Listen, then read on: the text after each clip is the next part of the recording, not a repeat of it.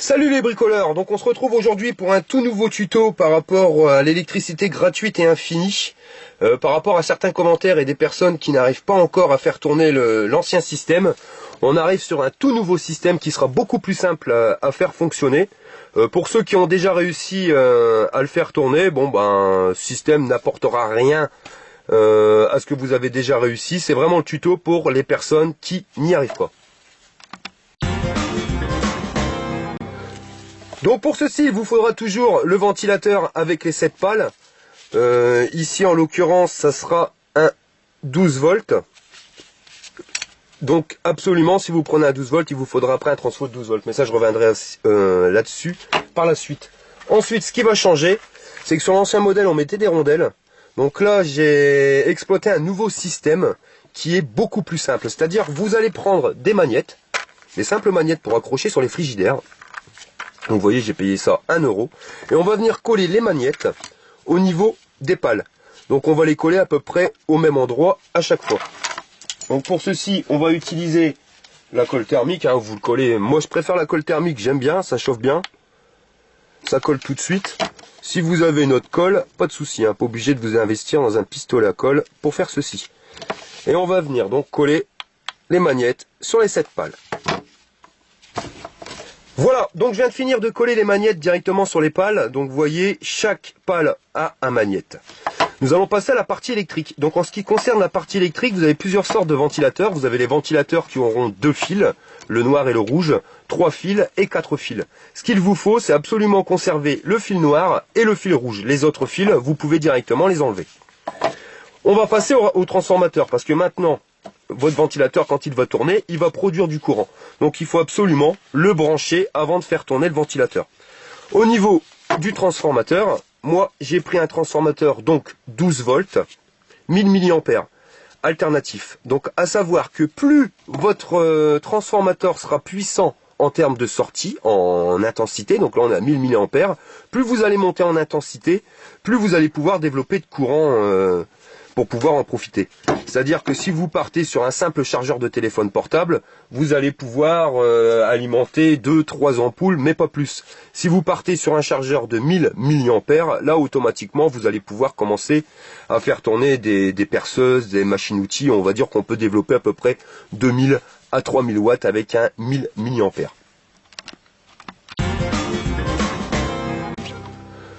Votre transformateur, vous allez le raccorder directement à une multiprise. Vous voyez, avec un domino. Donc, vous mettez un domino sur chaque partie métallique de votre transfo et vous allez venir y brancher le fil marron et le fil bleu de votre multiprise. Pourquoi je mets une multiprise avec 5 plots? Parce que comme je vous l'ai dit tout à l'heure, avec un transformateur de 1000 mAh, je veux vraiment pouvoir brancher pas mal de choses, ce qui me permet de pouvoir gérer directement les plusieurs pièces. C'est-à-dire que vous pouvez gérer vos pièces d'éclairage branchées sur une prise, une chambre, une deuxième chambre, le salon, ainsi de suite.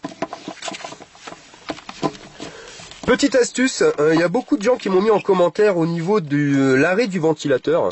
Ou pour arrêter le ventilateur, vous décollez l'aimant, arrêtez, vous n'allez pas à chaque fois faire chauffer le pistolet à colle pour mettre en route votre système. Il suffit tout simplement de mettre un interrupteur, vous voyez, avant l'entrée du transformateur. Et ça, on va venir directement le raccorder sur notre ventilateur. Donc vous sortez du ventilateur avec le fil noir et le fil rouge et vous allez rentrer dans un interrupteur avant de rentrer dans votre transfo. Comme ça, quand vous voulez arrêter le courant, vous éteignez tout simplement le bouton et ça va stopper le courant au niveau de votre multiprise. Bien sûr, votre ventilateur continuera à tourner, mais de toute façon, comme ça consomme rien, à la limite, on s'en fout. Donc voilà, je viens de raccorder directement le ventilateur à mon interrupteur qui est raccordé à mon transformateur. Je vais maintenant venir mettre de la gaine thermo. Pourquoi la gaine thermo? Tout simplement pour éviter les faux contacts. Voilà. Autant qu'on le fasse directement pour que ça dure.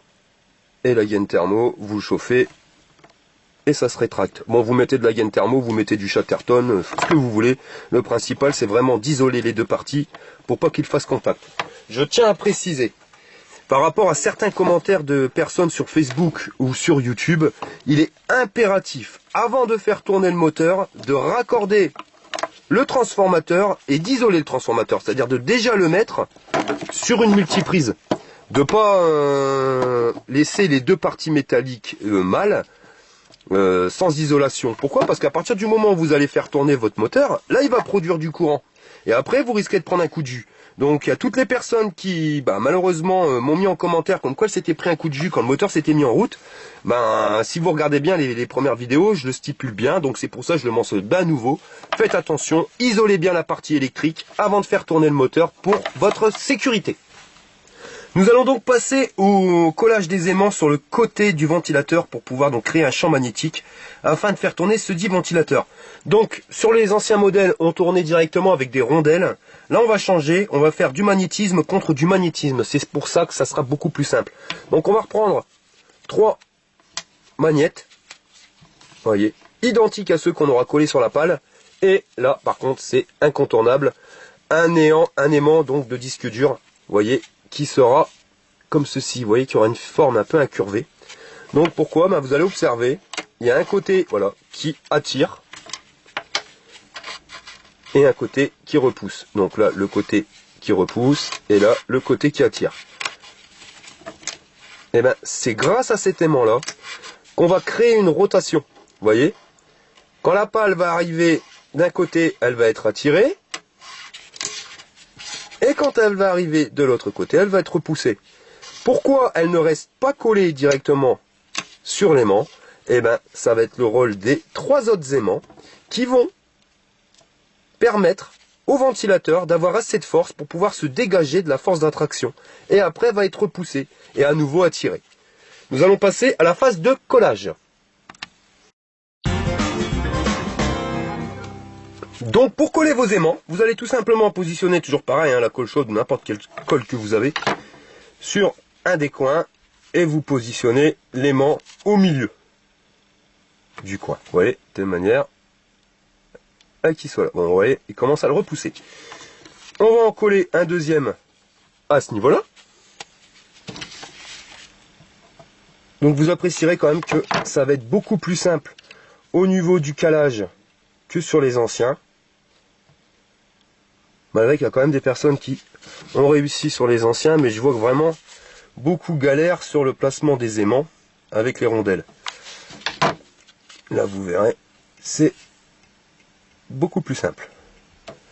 Voilà, donc on enlève tous les fils de pistolet à colle. Vous avez directement, quand vous regardez bien, ici 1, 2, 3 magnettes. Et il ne nous restera plus qu'à positionner celui-ci. Donc celui-ci, vous le positionnez dans un sens ou dans l'autre, c'est exactement pareil. Donc on va s'approcher tout doucement.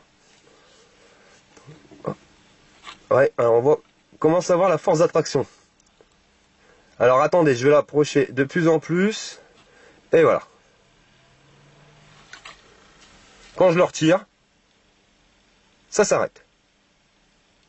Très simplement. Donc il nous suffit, on va jouer avec un petit peu. Voilà. Donc là, vous ne pourrez pas dire que c'est très compliqué de positionner les aimants. De toute façon, je vais vous le faire voir, voilà. Regardez, on peut jouer un petit peu. Ça fonctionne encore. Donc on va venir positionner notre colle chaude. Voilà. Et on vient remettre directement l'aimant. Voilà. Et voici. Vous voyez, notre ventilateur tourne parfaitement. Alors ça c'est le petit souci du ventilateur, c'est quand il est lancé. Bon, vous embêtez pas. Un petit coup de pistolet à colle. Et il bouge plus. On va pouvoir tester maintenant la sortie de tension que nous avons directement à notre multiprise. Donc voilà, pour vous faire voir la démonstration de la puissance qu'on peut trouver directement avec ce système de ventilateur, j'ai fabriqué un système. Donc vous voyez, je vous ai mis 12 ampoules halogènes. Ampoules, je sais pas si on le voit bien. Voilà, donc 42 watts. Donc faites le calcul, 12 fois 42, on est un petit peu plus de 500 watts. J'ai fait un raccordement à l'arrache, faites pas ça chez vous, parce qu'en plus des ampoules halogènes qui chauffent énormément sur du bois, vous allez mettre le feu.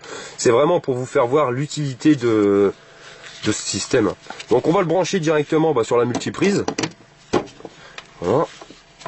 Je vais vous le poser comme on peut. Ah, on voit pas tout sur la vidéo. Bon, bah, je vais le tenir. Donc là, vous allez me dire, mais ça s'allume pas. Bah oui, tout simplement. Pourquoi? Parce que je n'ai pas allumé l'interrupteur. Donc là, je vais mettre en route l'interrupteur.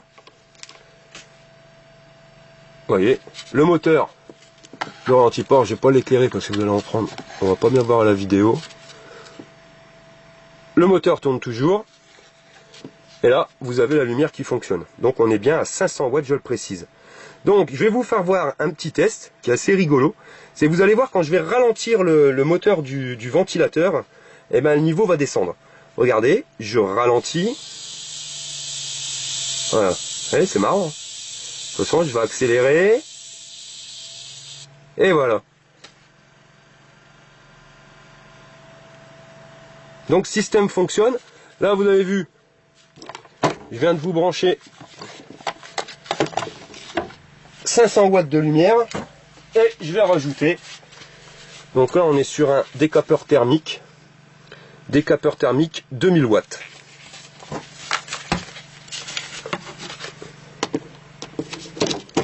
Voilà. Je vais vous le mettre non pas sur la position 1 mais sur la position 2. Voilà. Ça fonctionne.